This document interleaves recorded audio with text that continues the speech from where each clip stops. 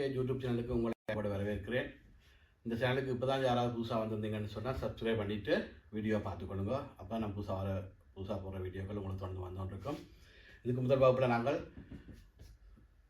சொற்கண்ட திணை பால் எண் என்ற இடத்தை படித்தினாங்க. இப்போ நாங்கள் இனி பார்க்க போகிறது திணை பால் எண் இடம் என்ற பிரிவை நாங்கள் இப்போ பார்க்க போகிறோம். இடம்னு சொன்னால் ஒரு பேசுவோன், ஒருவர் வந்து பேசுவோர் வந்து அவர் எந்த இடத்துலேருந்து கதைக்கிறார்ன்ற பொறுத்து நாங்கள் அதை 3 பிரிவாக பிரிப்போம். ஒன்று வந்து தன்மை, முன்னிலை,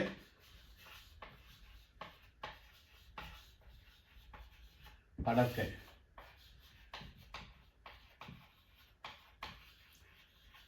அதாவது இலக்கண அடிப்படையில் வந்து ஒரு பேசுவார் வந்து எங்கே இன்று பேசுகிறார்ன்ற பொறுத்து நாங்கள் வந்து தன்மை, முன்னிலை, படற்கைன்னு சொல்கிறோம். தன்மைன்னு சொன்னால் நான், நாங்கள்,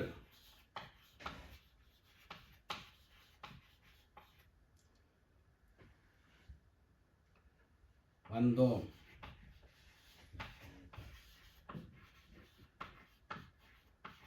போனோம், வந்தது. அது உயர் ஞாபகம் இருக்கலாம், அதில் ஞாபகம் இருக்கலாம். அந்த பேசப்படுகின்ற பொருள் வந்து அது எங்கே இருக்கிறன்றதை அடிப்படையில் வச்சுக்கொண்டு, இந்த இடத்துல இருக்கிறதா வச்சுக்கொண்டு நாங்கள் 3ஆக பிரிக்கலாம். தன்மை, முன்னிலை, படற்கைன்னு சொல்லி இலக்கணங்களில் வந்து பிரித்து காட்டப்படுது. அதாவது இப்போ நான் சொல்லிக்க அது நான் என்று வர்றபடியாக இதில் நின்று காய்க்கிறபடியாக நான் தன்மை. நான் இன்னொரு முன்னுக்கு நின்று காய்க்கிறாங்க நீன்னு சொல்லி காய் கேட்க, முன்னுக்கு நிற்கிறாங்க வரை காய் கேட்க, அதாவது கேட்போன் பேசுவோன், கேட்கப்படுறாலும் பேசுகிறாள் வந்து நான், பேசுகிறாள் எங்கே இருக்கிற பொறுத்து தான் நாங்கள் தன்மைன்னு சொல்கிறோம். கேட்கப்படுறாள் அதாவது பேசுவோம், கேட்கப்படுறாள் வந்து எங்கே இருக்கிறோமோ அதை வச்சுக்கொண்டு அடுத்த இது பார்ப்போம். முன்னிலைன்னு சொன்னால் எனக்கு முன்னிலை இருக்கிற ஒரு ஆளை, இப்போ நான் வந்து என்ன நான் என்று சொன்னேன்னு சொன்னால் முன்னுக்கு நிற்கிற ஆளை என்னென்னு சொல்லுவேன், நீ என்று சொல்லுவேன். அப்போ நீ, நீங்கள், வந்தீர்கள்,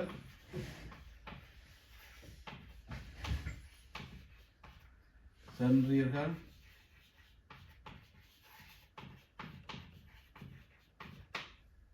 அப்போ எனக்கு முன்னிலை 2 காய்க்கிறாக்களை வந்து நான் நீங்கள் என்று சொல்லி உச்சரிக்கிறபடியா நீங்கள் இந்த இடம் எங்க முன்னுக்கு, நான் என்று சொல்லிக்க இந்த இடம் எங்க நான் நிற்கிற இடத்துல இந்த இடம். அப்போ இடம் வந்து தன்மை, அதைத்தான் தன்மைன்னு சொல்வது. நீங்கள் நீ என்று சொல்லிக்க அவன் இடம் எனக்கு முன்னுக்கு, அப்போ அதை முன்னிலை சொல்றது. அவன் அவர்கள் என்று சொல்றது எங்கேயோ தூரத்தில் இருக்கிற ஒரு ஆளை, அப்போ அவர்கள் வந்து நாங்கள் படற்கை என்று சொல்லுவோம். அவன், அவர்கள்,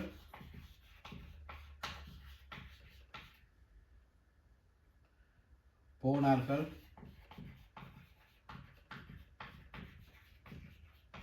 சென்றார்கள்,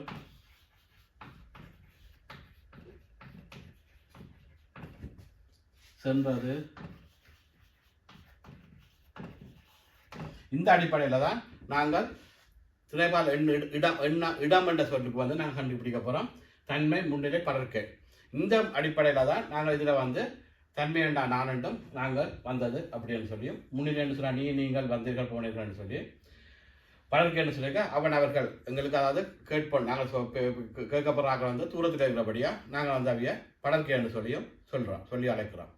அப்போ நாங்கள் இதுவரைக்கும் வந்து திணைபால் எண் இடம் என்று பார்த்து நாங்கள் இந்த திணைபால் எண் இடத்துல பாய்க்க நாங்கள் எப்படி பார்த்து நாங்கள் பிரித்து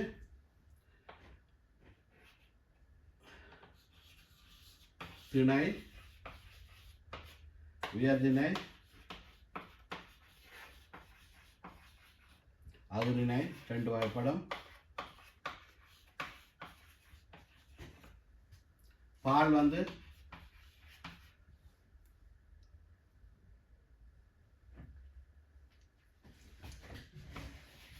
ஆண்பால், பெண்பால், பலர்பால், ஒன்றன்பால், கலவின்பால். அப்போ திணையில் வந்து ஆண்பால், பெண்பால், பலர்பால். அகுதியில் வந்து ஒன்றென்பால் தலைவின்பால்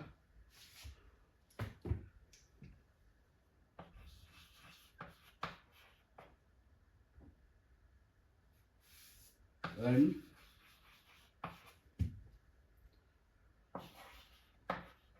ஒருமை பன்மை.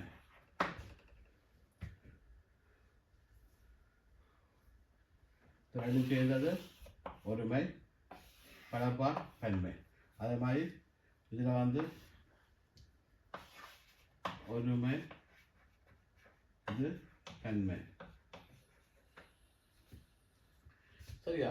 இப்போ நீங்கள் இதில் கவனிக்க வேண்டிய விஷயம், முக்கியமான விஷயம் என்னன்னு சொன்னால், துணைப்பால் இடம் பார்க்க இடத்தை பொறுத்தமில்லை, தன்மை முன்னிலை படற்கை தானே. தன்மை முன்னிலை படற்கை.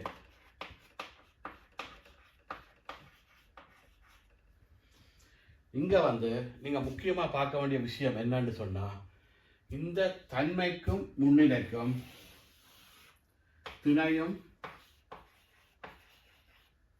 பாலும் வராது. தன்மை முன்னிலை சொற்களுக்கு திணை பால் வராது, இருக்காது. படற்கைக்கு மட்டும்தான் திணை பால் எண் இடம் எல்லாமே சேர்ந்து வரும். தன்மை முன்னிலை சொற்களுக்கு எண்ணும் இடமும் தான் வரும், திணையும் பாலும் வராது. இது வந்து முக்கியமாக கவனித்து கொள்ளணும். ஏன்னு சொன்னா, உதாரணத்தை பாருங்க. நான் புத்தகம் படித்தேன், நான் புத்தகம் படித்தேன், அல்லது நான் படித்தேன்.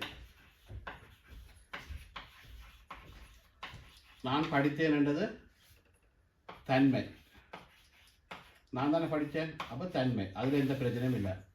இந்த படித்தேன் என்றது வந்து என்ன பால்னு தெரியுமா? ஒரு ஆணும் நான் புத்தகம் படித்தேன் என்று சொல்லலாம், ஒரு பெண்ணும் தான் புத்தகம் படித்தேன் என்று சொல்லலாம். அப்போ ஆண்பால் பெண்பால்ன்றது எங்களுக்கு கண்டுபிடிக்க இயலாது.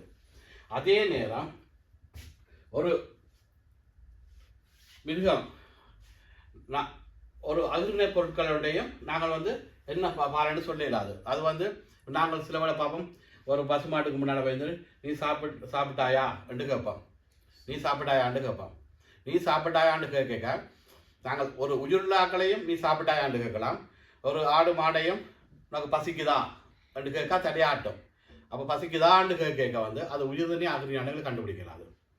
ரெண்டபடியத்தான் நாங்கள் தன்மை முன்னிலை சொற்களுக்கு வந்து திணையும் பாலும் வராது. இலக்கணத்தின் அடிப்படையில் திணை பால் வராது என்று சொன்னால் அதுக்கு வந்து கண்டுபிடிக்க கஷ்டம். ஆக படற்கை சொற்களுக்கு மட்டும்தான் திணை பால் எண்ணிடம் எல்லாம் பெறும். ஆனால் தன்மை முன்னிலை சொற்களுக்கு திணையும் பாலும் வராது. அதை நீங்கள் வந்து வடிவாக கவனத்தில் கொள்ளணும். திணை பால் நீங்கள் எழுதினீங்கன்னு சொன்னால் அந்த இது வந்து பிழை. நீங்கள் ஒன்றுமே எழுதக்கூடாது, அதை கீறி விடணும். உதாரணத்துக்கு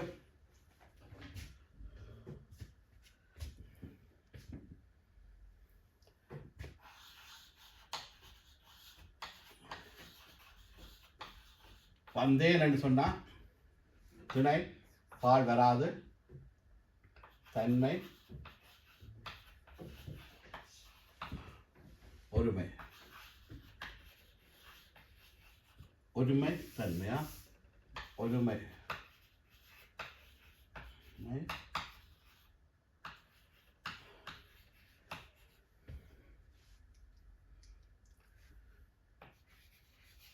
திணை பால் எண் இடம். வந்தேன், இது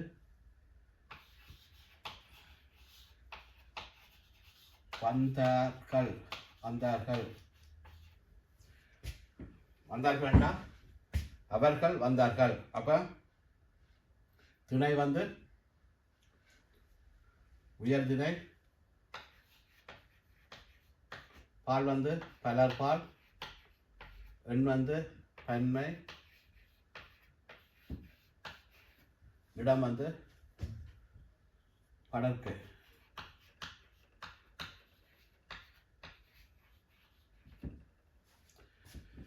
அப்போ நீங்கள் தன்மை முன்னிலை சொற்கள் வந்தால் திணையும் பாலும் கீறி விட்டோனும், படற்கை சொற்கள் வந்தால் திணை பால் எண் இடம் எல்லாம் போடலாம், அங்கே காலமும் போடலாம்.